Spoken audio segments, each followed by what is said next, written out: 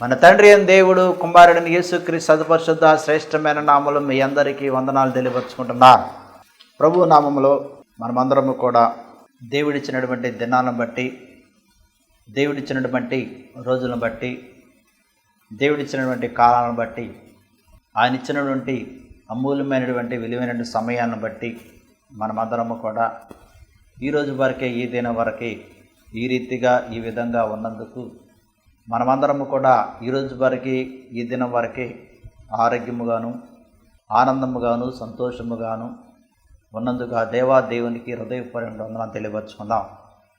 మనం ఏ స్థితిలో ఉన్నా సరే, మన ఏ పరిస్థితుల్లో ఉన్నా సరే, మనం అనారోగ్య పరిస్థితులు ఉన్నప్పటికీ, మన ఆర్థిక పరిస్థితులు ఉన్నప్పటికీ, మన కుటుంబ సమస్యలు ఉన్నప్పటికీ, ఏమున్నప్పటికీ కూడా దేవుని దగ్గరికి వచ్చేసరికి, దేవుని చెంతకు వచ్చేసరికి, దేవుని స్మరించే సమయంలో, దేవుని దగ్గరికి వచ్చి ఆయన నామాన్ని ఉచ్చరించే సమయంలో మనము ఆనందముతోనే, సంతోషముతోనే ఆ దేవాది దేవునికి కృతజ్ఞతలు వందనం తెలియపరచాలి. ఎందుకు దేవునికి కృతజ్ఞతలు వందనం తెలియపరచాలి అంటే, ప్రియులారా, ప్రాణం ఇచ్చిన దేవుడు గొప్పవాడు, ప్రాణం పెట్టిన దేవుడు ఉన్నతమైన వాడు, ప్రాణాన్ని కాపాడినవాడు మహోన్నతుడు. ఆయన నామములోనే, ఆయన మూలముగానే, ఆయన ద్వారానే మనమందరము కూడా జీవిస్తున్నాం. ఆయన లేకుండా ఈ భూలోకంలో ఏ మనిషి, ఏ మానవుడు కూడా జీవించలేడు. ఈ రోజున మనమందరము కూడా సజీవుల లెక్కల్లో ఉండి, మనమందరము కూడా దేవుని యొక్క నామంలో ఈ రీతిగా ఈ విధంగా ఉన్నామంటే దీనికి మొట్టమొదట కారణం ఎవరంటే దేవుడే అన్నమాట. కాబట్టి దేవునికి హృదయపూర్వకమైన వందనం తెలియపరచాలి, దేవునికి హృదయపూర్వకమైన కృతజ్ఞత తెలియపరచాలి. గడిచిన దినాలలో, గడిచిన రోజుల్లో, గడిచిన వారములో, గడిచిన నెలలో దేవుడు ఏ విధంగా మనల్ని కాపాడాడు, దేవుడు ఏ విధంగా మనల్ని రక్షించాడు, దేవుడు ఏ విధంగా ఆయన నామంలో మనల్ని కాపాడుతూ, రక్షిస్తూ, మనకు ఆరోగ్యాన్ని ఇస్తూ, మనకి శక్తినిస్తూ, మనకు బలమిస్తూ, మనకు కావలసిన అన్నీ కూడా అనుగ్రహించి జీవించటానికి ఎంతగానో దేవుడు సహాయం చేశాడు. కాబట్టి సహాయం చేసినటువంటి దేవుణ్ణి విస్మరించకుండా, సహాయం చేసిన దేవుని మనం తిరస్కరించకుండా, సహాయం చేసినటువంటి దేవుణ్ణి మనము ప్రక్కన పెట్టకుండా ఆయనకే సాష్టాంగపడి, హృదయపూర్వకమైన సాష్టాంగపడాలి. శారీరకపరమైన సాష్టాంగం కాదు, హృదయపూర్వకమైనటువంటి సాష్టాంగపడి ఆయనకి కృతజ్ఞతలు మనం తెలియపరచాలి. ఒకసారి మనం లోకం వైపు చూసుకున్నట్లయితే, లోకములో అనేకమైనటువంటి సంభవిస్తున్నవి, లోకములో అనేకమైనటువంటి జరుగుతున్నవి. ఎప్పుడు ఏ సమయంలో ఏం సంభవిస్తుందో, ఎప్పుడు ఏ సమయంలో ఏం జరుగుతుందో, ఎప్పుడు ఏ సమయంలో ఎవరు ఎలా ఉంటారో ఎవరు కూడా తెలియట్లేదు. కాబట్టి దినదినము ప్రతిదినము కూడా దేవుని యందు విశ్వాసం ఉంచి, దినదిన ప్రతిదినం కూడా దేవుని యందు నమ్మిక ఉంచి మనము ఆయన యందు విశ్వాసముతో, ఆయన యందు నమ్మికతో జీవించాలి. ఈరోజు మరి దేవుని యొక్క వాక్యాన్ని మనం తెలుసుకునేది ఏమిటంటే, కృతజ్ఞతలు తెలియపరచుట. ప్రియులారా, కృతజ్ఞతలు తెలియపరచాలి. ఆది నుండి దేవుడు కూడా మానవుడి నుండి ఆశించింది ఏమిటంటే కృతజ్ఞతలు. ఆది నుండి దేవుడు మానవుడి నుండి కృతజ్ఞతలు ఎందుకు ఆయన మరి ఆశించాడు అంటే, మొట్టమొదటిగా దేవుడు ఆది నుండి మానవుని కాపాడుతూ, రక్షిస్తూ వచ్చి ఉన్నాడు. మరి ఒక్కసారి మనము లేఖన భావన కాడ చూసుకున్నట్లయితే, మరి ఆదిలో దేవుడు ఇజ్రాయేల్ ప్రజల్ని ఐగుప్తు దేశం నుంచి విముక్తిని కలగజేశాడు, విడుదల కలగజేశాడు. బానిసత్వ జీవితం నుంచి వారిని విడిపించి దేవుడు ఎర్ర సముద్రం మీద వారిని నడిపించాడు. ప్రియులారా, ఎర్ర సముద్రం మీద నడిపించాడు. ఎర్ర సముద్రాన్ని ఒక రహదారిగా చేశాడు. అది ఎంత అద్భుతం అంటే, ఎంత ఆశ్చర్యకార్యం అంటే, ఒక ఎర్ర సముద్రం మీదే దేవుడు ఇజ్రాయేల్ ప్రజల్ని, ఇజ్రాయేల్ యొక్క జనాంగాన్ని నడిపించాడు. అంటే దేవుని యొక్క మహత్యము, దేవుని యొక్క గొప్పతనము, దేవుని ఉన్నటువంటి ఔన్నత్యము, దేవుని ఉన్నటువంటి మహాశక్తిని బట్టి మనం ఒకసారి ఆలోచించుకోవాలి. మరి దేవుడు ఎర్ర సముద్రాన్ని ఒక రహదారిగా చేశాడంటే అది ఎంత గొప్ప కార్యము, ఎంత ఆశ్చర్యకార్యం ఒక్కసారి ఆలోచించాలి. మరి ఎర్ర సముద్రం మీదే దేవుడు ఇజ్రాయేల్ ప్రజల్ని నడిపించడానికి మొట్టమొదటి కారణం ఏంటంటే, శత్రువుల నుంచి తన ప్రజలను కాపాడాలి. అందుకనే ఆది నుండి దేవుడు తన ప్రజల్ని సైతాను నుంచి కానీ, శత్రువుల నుంచి కాపాడుతూ, రక్షిస్తూ, తన ప్రజలకి కావలసినవి కూడా అనుగ్రహిస్తూ వచ్చి ఉన్నాడు. ఆహారం అడిగితే ఆహారం ఇచ్చి ఉన్నాడు, ఆకాశం నుండి మన్నాను కురిపించాడు, బండ నుండి నీళ్లను రప్పించాడు. ప్రియులారా, పాలు తేనెలు ప్రవహించు మరి ప్రదేశానికి దేవుడు తన ప్రజలను నడిపించాడు. అందుకని ఆది నుండి దేవుడు తన ప్రజల నుంచి కోరుకున్నది ఏమిటంటే కృతజ్ఞతలు. ఈ నా ప్రజలు నేను చేసిన మేలులు ఎరిగి తెలుసుకుని కృతజ్ఞత హృదయముతో కృతజ్ఞత భావముతో నా సన్నిధానంలోకి వచ్చి నా దగ్గరికి వచ్చి తెలియపరుస్తున్నారా తెలియపరచట్లేదని. అందుకని ఆయన 3 బలులు అడిగేవాడు. ప్రధానమైన బలులు ఆ రోజుల్లో ఆ దినాలలో పాపహార బలి, కృతజ్ఞత బలి, పశ్చాత్తాప బలి, ఈ 3 బలులు అడిగేవాడు ప్రియులారా.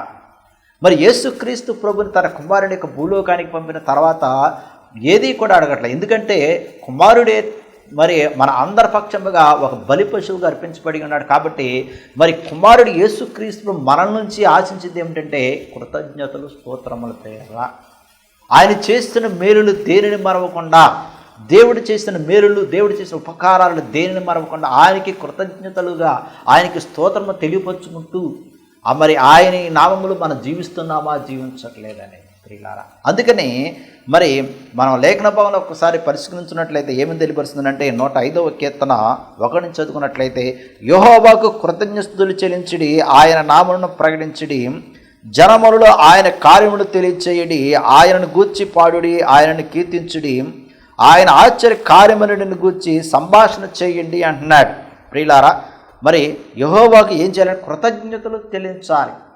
ఎందుకని దేవునికి కృతజ్ఞత తెలియపరచాలంటే ప్రియులారా, మరి దేవుడు చేసే కార్యాలు కంటికి కనపడవు, చెవి కనపడవు, హృదయముకు గోచరింపబడవు. నిజముగా దేవుడు మరి మనకు అనేకమైన గొప్ప కార్యాలు చేశాడు. రాత్రనగా పగలనగా కాపాడే దేవుడు ఆయన ప్రియులారా. మన యొక్క హృదయాన్ని పరిశీలించిన దేవుడు, మన యొక్క తలంపును పరిశీలించిన దేవుడు, మనం ఎప్పుడైతే పడుకున్నామో, ఎప్పుడైతే నిద్రిస్తున్నామో అప్పుడు ఆయన మన ఆలోచనలు ఎరిగిన దేవుడు ఆయన.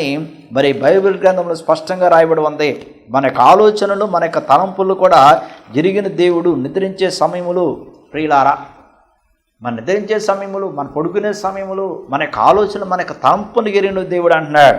మన యొక్క హృదయమునకు మరి ఉల్లాసాన్ని, ఉత్సాహాన్ని ఇచ్చే దేవుడు అంటున్నాడు. అందుకని మరి మన దేవునికి ఏం చేయాలంటే కృతజ్ఞతలు తెలియపరచాలి. మన దేవునికి మనం ఏం చేయాలంటే వందనం తెలియపరచాలి. మరి ఆయన చేస్తున్న మరి కార్యాలన్నిటిని గురించి కూడా మనం ఏం చేయాలంట మరి స్తోత్రము తెలియపరచాలి. అందుకని ఆయనను గూర్చి పాడుడి, ఆయనను కీర్తించుడి, ఆయన ఆశ్చర్య కార్యములను గురించి సంభాషణ చేయండి అంటున్నాడు. దేవుడు చేసే కార్యాల గురించి సంభాషణ చేయాలి, మాట్లాడుకోవాలి, దేవునికి తెలియపరచాలి. ప్రభువా నాకు ఈ మేలు చేసావు, ప్రభువా నాకు ఆ మేలు చేసావు, ప్రభువా నన్ను కాపాడు, రక్షించావు, ప్రయాణాల్లో, ఆరోగ్య విషయాల్లో, నా తండ్రి కుటుంబ విషయాల్లో, వ్యక్తిగత జీవితంలో, పనిపాటల్లో నా ప్రభువా ఎంతగానో సహాయం చేసేవని హృదయపూర్వకంగా దేవుని యొక్క సన్నిధానంలోకి వచ్చి హృదయపూర్వకంగా ఆ దేవాది దేవునికి కృతజ్ఞతలు, స్తోత్రము తెలియపరచాలి ప్రియులారా. ఎవరైతే దేవునికి నిజంగా కృతజ్ఞత స్తోత్రము తెలియపరుస్తారో నిజంగా దేవుడు ఇంకా వారి ఎడల అనేకమైనటువంటి అద్భుతాలు, ఆశ్చర్యకార్యాలు జరిగిస్తాడు. వారి ఎడల ఇంకా అనేకమైనటువంటి మహిమ కార్యాలు చేస్తాడు. అందుకని ప్రియులరా, మనము ఆయనను గురించి సంభాషిస్తూ, ఆయన చేస్తున్న మేలు గురించి సంభాషిస్తూ ఆయనకి కృతజ్ఞతలు తెలియపరిచి జీవిస్తున్నామా జీవించలేదని ఒకసారి ఆత్మం చేసుకోవాలి. అందుకని 3వ వచనం ఏం రాయబడిందంటే ఆయన పరిశుద్ధ నామమును బట్టి అతిశయించుడి, యెహోవాను వెతుకువారు హృదయమందు సంతోషించుదురు అంట. చూడండి, దేవుని వెతుకువారు ఎక్కడ ఆనందంగా ఉంటారంటే హృదయమందు ఆనందంగా ఉంటారు. మరి ఎప్పుడు మన దేవుని వెతుకుదాము, ఎప్పుడు మన దేవుని ఎదుగు జీవిస్తామంటే ప్రియులారా, దేవుడు నాకు మేలు చేశాడు, దేవుడు నాకు ఉపకారాలు చేశాడు, దేవుడు నన్ను కాపాడాడు, దేవుడిని రక్షించాడని ఎప్పుడైతే హృదయపూర్వకంగా ఆయన వెతుకుతామో అప్పుడే మనము హృదయములో ఆనందముతో, సంతోషముతో జీవిస్తాం ప్రియులారా. యహలోకంలో ఉన్నవారు మనల్ని సంతోషపరచలేరు, యహలోకంలో ఉన్నవారు మనల్ని ఆనందపరచలేరు, యహలోకంలో ఉన్నవారు మరి మనల్ని ఆనందపరిచి సంతోషపరిచి జీవించడానికి వారు సహాయం చేయలేరు. కానీ దేవుడే మనకి ఆనందపరుస్తాడు, దేవుడే మనల్ని రక్షిస్తాడు, దేవుడే మనల్ని కాపాడుతాడు. దేవుని యందే మనం ఆనందము, దేవుని యందే మన సంతోషము, దేవుని యందే మనము యహలోకములో జీవించడానికి కారణమై ఉంటాం అన్నమాట ప్రియులారా. కాబట్టి మరి యేసుక్రీస్తు ప్రభు నామములో మనము ఆనందంతో, సంతోషంతో జీవిస్తున్నామా జీవించట్లేదు. చాలామంది అనేకమైనటువంటి సమస్యలతో, అనేకమైన బాధలతో, అనేకమైన ఇక్కడులతో జీవిస్తామంటారు. ఇప్పుడు ఏదో ఒకటి వారికి ఏదో ఒక ఆలోచన వస్తూ ఉంటాయి, ఎప్పుడు ఏదో ఒకటి తలంపులు వస్తూ ఉంటాయి, ఎప్పుడు ఏదో ఒకటి వారి యొక్క జీవితంలో, వారి యొక్క జీవితంలో కాదు ఎవరి యొక్క జీవితంలో సరే ఏదో ఒకటి మరి సంభవిస్తూ ఉంటాయి. కానీ వాటి గురించి మనం ఎక్కువ ఆలోచించకూడదు. దేవుడు ఒక అద్భుతమైన జీవితాన్ని ఇచ్చాడు. దేవుడు మనకు కావలసిన అనుగ్రహించాడు. దేవుడు మనకి ఉండటానికి మంచి జీవితాన్ని అనుగ్రహించాడు. దేవుడు మన ఇహలోకంలో జీవించడానికి మనకు కావలసినన్నీ కూడా అనుగ్రహించాడు. కాబట్టి ఉన్న వాటిలతోనే మనం ఆనందంతో సంతోషంతో దేవుని మహిమపరుస్తూ, దేవుని స్తుతిస్తూ, దేవుని ఘనపరుస్తూ, దేవునికి కృతజ్ఞత తెలియపరుచుకుంటూ ఆనందంతో సంతోషముతో మనము హృదయ ఆలోచనతో, హృదయ తలంపులతో మనము సంతోషంగా మన దేవుని నామములో జీవించడానికి ప్రయత్నం చేయాలి అన్నమాట. అందుకని యెహోవాను వెతుకువారు హృదయమునందు సంతోషించుతారని. యెహోవాను వెతుకువారు అంటే దేవుని వెతుకువారు వాళ్ళు ఎలా ఆనందిస్తారు? హృదయమందు ఆనందిస్తారు. కానీ ఈ రోజుల్లో ఈ కాలాలలో ఎక్కువ మంది మరి ఎలా వెతుకుతున్నారు దేవుని అంటే శరీరపరమైన వెతుకుతున్నారు, శరీరపరంగా వెతుకుతున్నారు. అందుకని వారిలో ఆనందం ఉండట్లేదు, అందుకని వారిలో సంతోషం ఉండట్లేదు, అందుకని వారిలో నిజమైనటువంటి సంతోషాన్ని, ఆనందాన్ని పొందుకోలేకపోతున్నారు. ఏదో వెళుతున్నాములే, ఏదో ప్రార్థన చేసుకుంటున్నాములే, ఏదో ఆరాధిస్తున్నాములే, ఏదో వాక్యాన్ని వింటున్నాములే, ఏదో పాటలు పాడుతున్నాములే, ఏదో చప్పట్లు పాడుతున్నాములే, ఏదో కొంతసేపు మరి అందరిలో ఏంటంటే గుంపులో ఉన్నట్టు ఏదో అట్లా చేసుకుని మనం వచ్చేస్తున్నాములే అనేటువంటి విధానంలో ఉంటున్నారు. కానీ ప్రియులారా, ఎక్కువ మంది యొక్క విశ్వాసుల్లో, ఎక్కువ మంది దేవుని యొక్క బిడ్డల్లో మరి నేను చూసింది ఏమిటంటే, నేను పరిశీలించింది ఏమిటంటే ప్రియులారా, మనము మందిరములకు వెళ్ళినప్పుడు బాగానే ఉంటున్నాము, మందిరములో మనం ప్రార్థన చేసేటప్పుడు బాగానే ఉంటున్నాము, మందిరములో వాక్యం వినేటప్పుడు బాగానే ఉంటున్నాము, మందిరములో మనము పాట పాడేటప్పుడు సంతోషంగా ఆనందంగానే ఉంటున్నాము, మందిరములో దేవుడు స్తుతించేటప్పుడు చాలా సంతోషంగా ఆనందంగా ఉంటాం. కానీ తర్వాత వచ్చేసిన తర్వాత మరలా మన జీవితము పాత జీవితం అయిపోతుంది. ఆనందం ఉండట్లేదు, సంతోషం ఉండట్లేదు. ఏదో ఒక మెకానికల్ టైపులో అయిపోయింది, ఒక మిషన్ టైపులో అయిపోయింది మన క్రైస్తవ యొక్క జీవితం ఈ రోజులు, ఈ కాలాలలో. ప్రియులారా, ఫ్రిడ్జ్లో బాటిల్ ఉన్నంతసేపు అది కూల్గా ఉంటుంది, అది చల్లగా ఉంటుంది. అది ఫ్రిడ్జ్లో నుంచి ఆ బాటిల్ బయటకు తీసేసిన తర్వాత దానికి ఉన్నటువంటి చల్లదనం పోతుంది అన్నమాట. అదేవిధంగా నేటి యొక్క క్రైస్తవ యొక్క జీవితం కూడా అట్లాగే అయిపోయింది ప్రియులారా. ఫ్రిడ్జ్లో పెట్టినట్లుగా అంటే మందిరంలోకి వెళ్ళినప్పుడు చల్లగా ఉన్నట్లు ఉంటున్నారు, మందిరంలోకి వెళ్ళినప్పుడు అంత బాగానే ఉన్నట్లు ఉంటున్నారు, మందిరంలోకి వెళ్ళినప్పుడు అన్ని బాగానే ఉన్నట్లు ఉంటున్నారు. కానీ బయటకు వచ్చేసిన తర్వాత ఏమీ బాగుంటలేదు. సమస్యలు, బాధలు, కష్టాలు, హృదయములో ఆనందం లేదు, హృదయములో సంతోషం లేదు. ఎప్పుడు ఏదో ఒకటి, ఎప్పుడు ఏదో జరుగుతుంది, ఎప్పుడు ఏదో సంభవిస్తుందని ప్రియుల కలత చెందుతున్నారు, వేదన పడుతున్నారు. ప్రేమ లేకుండా, సంతోషం లేకుండా, ఆనందం లేకుండా, దేవుని మీద కృతజ్ఞత ఉండేటువంటి జీవితం జీవించకుండా జీవిస్తున్నారు నేటి మీటి యొక్క క్రైస్తవులు. ప్రియులారా, నేటి మీటి యొక్క క్రైస్తవులు నిజముగా మనం ఎక్కడ ఉన్నా సరే, మనం ఏ స్థితిలో ఉన్నా సరే, మనం ఏ పరిస్థితుల్లో ఉన్నా సరే, మనం ఏ వయసులో ఉన్నా సరే ప్రియులారా, ఏ పని చేస్తున్నా సరే, ఏ ఉద్యోగం చేస్తున్నా సరే, ఏ వ్యాపారం చేస్తున్నా సరే, మనకు ముఖ్యమైనది, మూలాధారమైనది ఏమి కావాలంటే ఆనందము, సంతోషం. ప్రియులారా, ఎవరి యందు మనం ఆనందించాలి, ఎవరి యందు మనం సంతోషించి జీవించాలంటే యేసుక్రీస్తు యందు ఆనందిస్తూ, యేసుక్రీస్తు యందు సంతోషిస్తూ జీవించాలి. హృదయములో ఆనందిస్తూ, హృదయములో సంతోషిస్తూ జీవించాలి. అందుకనే ప్రియులారా, మరి దేవుని వెతుకువారు హృదయమందు సంతోషించుదురు అంటున్నాడు. నిజంగా నేటి యొక్క క్రైస్తవులు ఎంతమంది హృదయపూర్వకంగా ఆనందంగా సంతోషంగా జీవించేవారు ఉన్నారు? నిజముగా నేటి యొక్క క్రైస్తవులు ఎంతమంది హృదయపూర్వకంగా సంతోషంతో, ఆనందంతో తమ యొక్క జీవితాలను కొనసాగించేవాళ్ళు ఉన్నారు? ప్రియులారా, నిజముగా నేటి యొక్క సమాజంలో, నేటి యొక్క మరి క్రైస్తవ యొక్క జీవితంలో ఎంతమంది దేవుడు రక్షించాడు, దేవుడు నన్ను కాపాడాడు, దేవుడు నాకు కావాల్సినవి కూడా అనుగ్రహించాడు, దేవుడు నాకు ఇది నీడనిచ్చాడు, దేవుడు నేను ఉండటానికి ఈ యొక్క ఇల్లునిచ్చాడు, గృహాన్నిచ్చాడు, దేవుడు నాకు కావాల్సినవన్నీ కూడా ఆహారాన్ని అందించాడు, దేవుడు నాకు ప్రయాణాల్లో వెళ్ళడానికి ఏదో ఒక వాహనాన్ని అనుగ్రహించాడు, దేవుడు నాకు మరి కట్టుకోవడానికి బట్టలు ఇచ్చాడు, దేవుడు నాకు కావాల్సినవన్నీ కూడా అనుగ్రహించాడు, ఏదో రకంగా నేను ఈ విధంగా జీవిస్తున్నానులే అన్నటువంటి విశ్వాసముతో, నమ్మికతో, ఆనందంతో, సంతోషముతో హృదయపూర్వకంగా జీవించేవాళ్ళు ఎంతమంది ఉన్నారు? ప్రియులారా, ఎంతమంది ఉన్నారు హృదయపూర్వకంగా జీవించేవాళ్ళు? ఎప్పుడు ఏదో ఒకటి. కొంతమంది కొన్ని సమస్యలు తెచ్చుకుంటారు, కొంతమంది కావాలని కొన్ని సమస్యలు దగ్గరికి వెళతారు, కొంతమంది ప్రియులారా సమస్యలు కావాలనే వాళ్ళు ఆరాటపడతా ఉంటారు. మెదలకుండా ఉండలేరు, నిశ్శబ్దంగా ఉండలేరు, ప్రియులారా సైలెంట్గా ఉండలేరు, నిశ్శబ్దంగా ఉండి ప్రార్థన చేయలేరు, నిశ్శబ్దంగా ఉండి తమ పనులు చేసుకోలేరు. ఎప్పుడు ఏదో ఒకటి కిలుగుతూ ఉండాలి. అట కిలిగే వాళ్ళలో ఆనందం ఉండదు, అట కిలిగే వాళ్ళు సంతోషం ఉండదు, అట కిలిగే వాళ్ళు ప్రియులారా హృదయపూర్వకంగా ఆనందించలేరు జీవితాన్ని. దేవుడు ఇహలోకములో మనకు ఒక మంచి జీవితాన్ని అనుగ్రహించాడు. ఇహలోకంలో మనం జీవిస్తున్నామంటే ఇది దేవుడిచ్చిన జీవితం. ఎవరిచ్చారు ఈ జీవితాన్ని? ఎవరు అనుగ్రహించారు? తల్లి గర్భంలో రూపురేఖ మునిపి నేను నిన్ను ఎన్నుకున్నాను అన్నాడు దేవుడు. ప్రియులారా, మన తల్లి ఎక్కడుంది, మన తండ్రి ఎక్కడున్నాడు?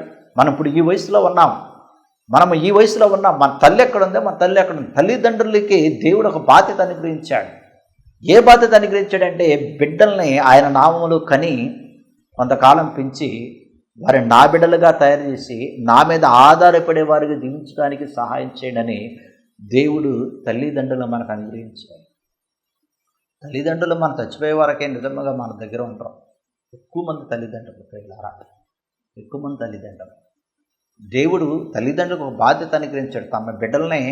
తమ పిల్లల్ని కొంతకాలం మాత్రమే పెంచి పోషించి వారికి ఒక స్థితి వచ్చే వరకే చూడమన్నాడు. కాబట్టి మా ఇహలోక జీవితంలో ఎక్కువ కాలము ఎక్కువ సమయము మనం దేవుని మీదే ఆధారపడాలి. ఎక్కువ కాలం ఎక్కువ సమయంలో మన దేవునితోనే గడపాలి. తల్లిదండ్రులు మహా వస్తే మన పుట్టినప్పటి నుంచి ఒక 20 సంవత్సరాలు, ఒక 25 సంవత్సరాలు, మావతో ఒక 30 సంవత్సరాలు మనకి తోడుగా ఉంటారు. మనకి కావాల్సినవన్నీ కూడా అనుగ్రహిస్తూ ఉంటారు. తర్వాత వాళ్ళు ఇస్తారంటే ఎవరు ప్రియులారా? 20-25 వచ్చేసిన తర్వాత నీ బతుకు నువ్వు బతుకు అంటారు. మనకి ఇవ్వాల్సినవి ఇచ్చేస్తారు. లేకపోతే మా దగ్గర ఏమీ లేవు, మేము కష్టపడి బతికేము, నువ్వు కూడా కష్టపడి బతుకు అంటారు ప్రియులారా. మరి అప్పటి నుంచి 25 సంవత్సరాలు అంటే 25 సంవత్సరాలు మరి మనం ఎంతకాలం జీవిస్తాం? ఇంకో 25 సంవత్సరాలు జీవిస్తామా? లేదా ఇంకో 50 సంవత్సరాలు జీవిస్తాం? ఒక 50 సంవత్సరాలు జీవిస్తే 70 సంవత్సరాలు వచ్చినట్టే ప్రియులారా. లేదా ఒక 30 సంవత్సరాలు జీవించామనుకోండి, ఒక 30 సంవత్సరాలు తీసుకునే ఒక 75-80 సంవత్సరాలు వస్తాయి. మరి ఈ 30 సంవత్సరాలు, 60 సంవత్సరాలు, లేకపోతే ఒక 70 సంవత్సరాలు, లేకపోతే అంతకన్నా ఇంకెక్కువ సంవత్సరాలు, లేదా అంతకన్నా తక్కువ సంవత్సరాలు, మరి ఎవరి మీద ఆధారపడి మనం జీవించాలి? దేవుని మీద ఆధారపడి జీవించాలి. దేవుని మీద ఆధారపడి జీవించాలి. అందుకనే దేవుడు గొప్పవాడు కాబట్టి ఎప్పుడు ఎల్లప్పుడూ కూడా మరి ఆయన నామములో జీవించడానికి, ఆయన నామములో సంతోషంగా ఆనందంగా జీవించడానికి మనము ఏం చేయాలంట?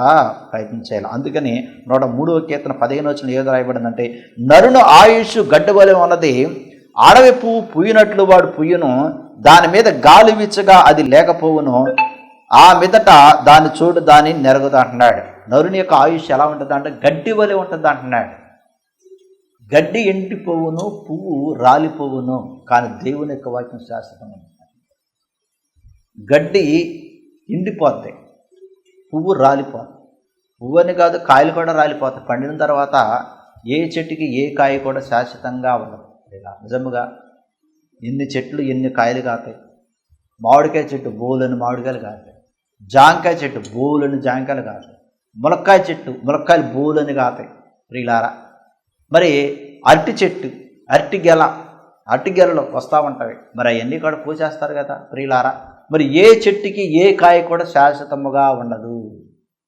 అది మన కోసినా కొయ్యిపోయినా దాని సమయం వచ్చినప్పుడు, అది బాగా పండిపోయినప్పుడు ప్రియులారా దానంతటికి తాను అది ఏమైంది?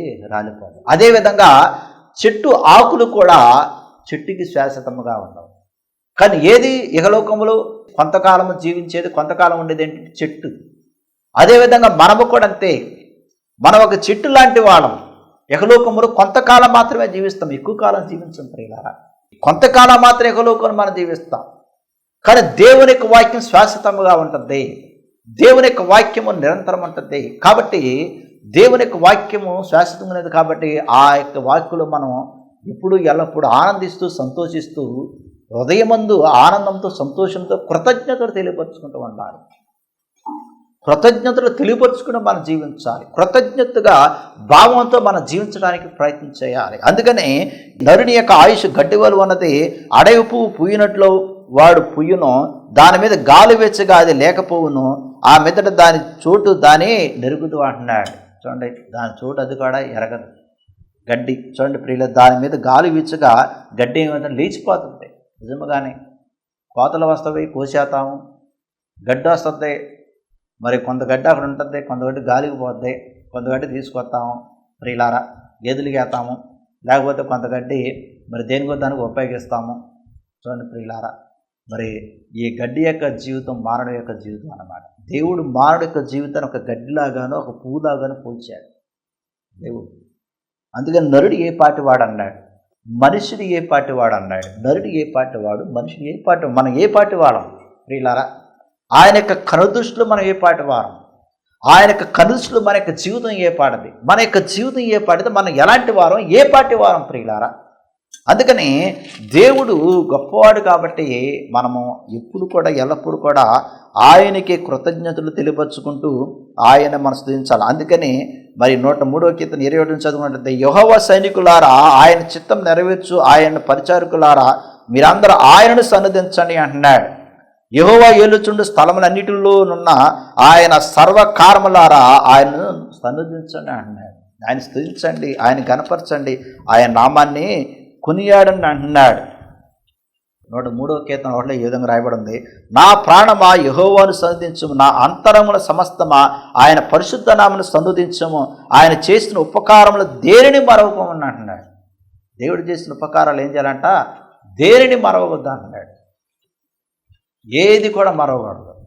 దేవుడు మన పుట్టినప్పటి నుంచి, దేవుడు మనం జన్మించినప్పటి నుంచి, దేవుడు తల్లి కర్మలు రూపురేఖలు మునుపు ఏ విధంగా మనల్ని వదింపు చేశాడు, ఇలా వాటన్నిటిని కూడా తలుచుకుంటూ మన పుట్టినప్పటి నుంచి దేవుడు ఏ విధంగా మనల్ని కాపాడాడో, రక్షించాడో, మన చిన్నప్పటి నుంచి ఈ వయసు వచ్చే వరకే ఏ విధంగా దేవుడు మనకు ఉపకారాలు చేసి మేలు చేశాడు, వాటన్నిటి కూడా జ్ఞాపకం చేసుకుని దేవునికి కృతజ్ఞతలు వందనములు తెలియపరుచుకుంటూ జీవించాలి. ప్రియులారా, దేవుడికి వాక్యాన్ని దీవించి మహిమపరచును గాక. ఆమేన్. ప్రార్థన చేసుకుంటాం. మమ్మల్ని మిక్కిలిగా ప్రేమించిన మా యొక్క పరలోక తండ్రి, నీ ఘనమైన శ్రేష్టమైన నామమునకు వందనాలు, స్తోత్రాలు.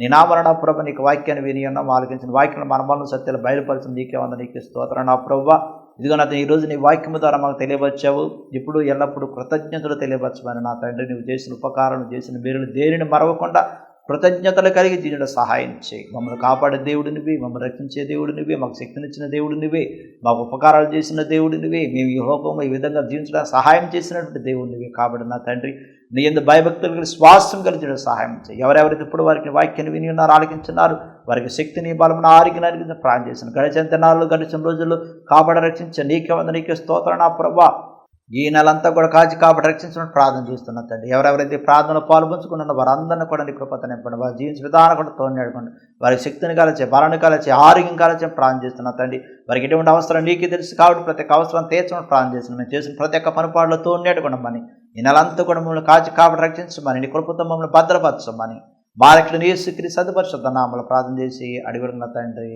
ఆమేన్.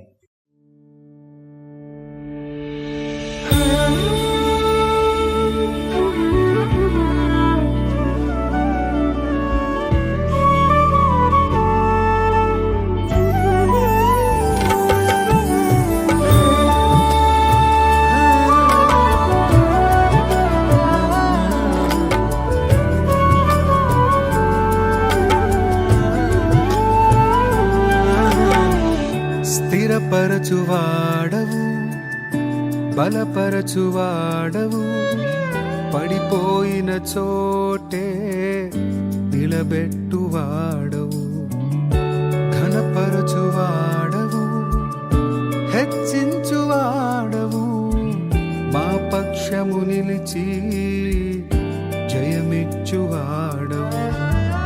స్థిరపరచువాడవు, బలపరచువాడవు, పడిపోయిన చోటే నిలబెట్టువాడవు, ఘనపరచువాడవు, హెచ్చించువాడవు, మా పక్షము నిలిచి జయమిచ్చువాడవు. ఏమైనా చేయగలవు, కథ మొత్తం మార్చగలవు, నీ నామముకే మహిమంతా తెచ్చుకొందు. ఏమైనా చేయగలవు, కథ మొత్తం మార్చగలవు, నీ నామముకే మహిమంతా తెచ్చుకొందు. యేసయ్యా,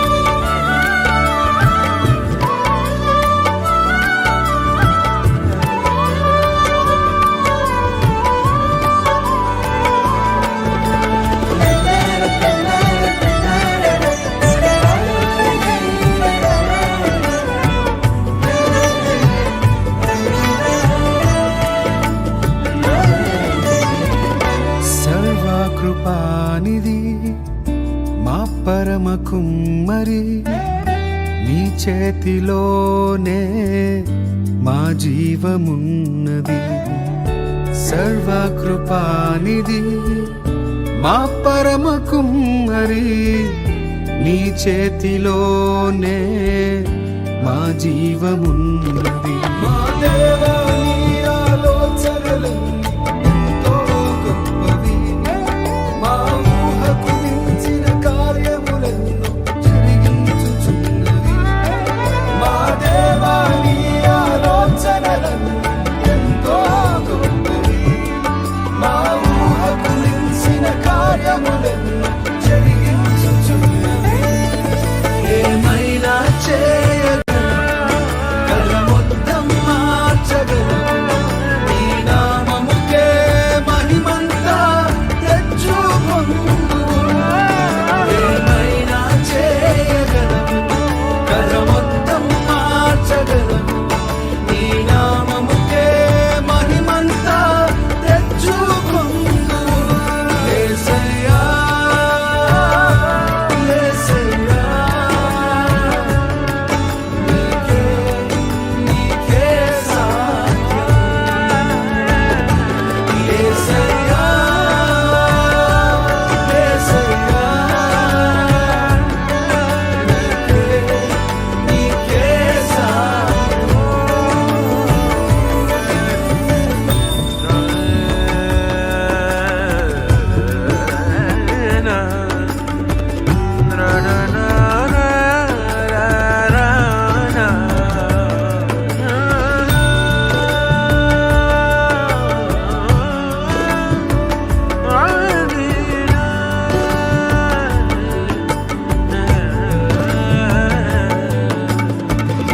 నీ ఆజ్ఞ లేనిదే ఏదైనా జరుగునా, నీ కంచె దాటగా శత్రువుకు సాధ్యమా.